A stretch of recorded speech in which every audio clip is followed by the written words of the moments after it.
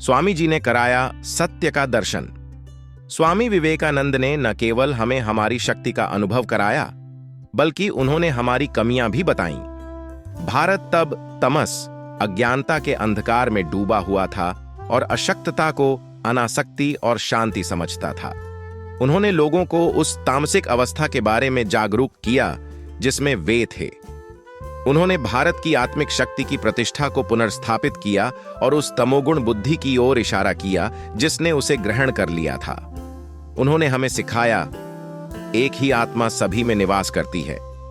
यदि आप इस बात से सहमत हैं, तो यह आपका कर्तव्य है कि आप सभी को एक माने और मानव जाति की सेवा करें। उन्होंने हमें स्वयं को दरिद्र नारायण की सेवा में समर्पित करने की सलाह दी। भगवान लाखों भूखे, निराश्रित लोगों में प्रकट हुए हैं, उनके उत्थान और उन्नति के लिए।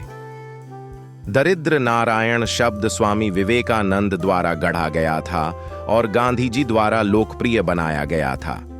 भारतीय अंग्रेजों के गुलाम बन गए थे और स्वयं को हीन मानते थे। परिणाम स्वरूप पूरी दुनिया भारतीयों को निम्न स्तर के रूप में देखने लगी।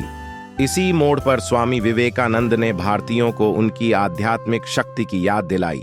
वे अमेरिका गए और वहां उन्होंने विश्व को वेदांत का संदेश दिया। उन्होंने सभी को भारत की सर्वोच्च आध्यात्मिक शक्ति के बारे में भी बताया। भारतवासियों को स्वाभिमान से सिर ऊंचा करके खड़े होने की शक्ति मिल सकी।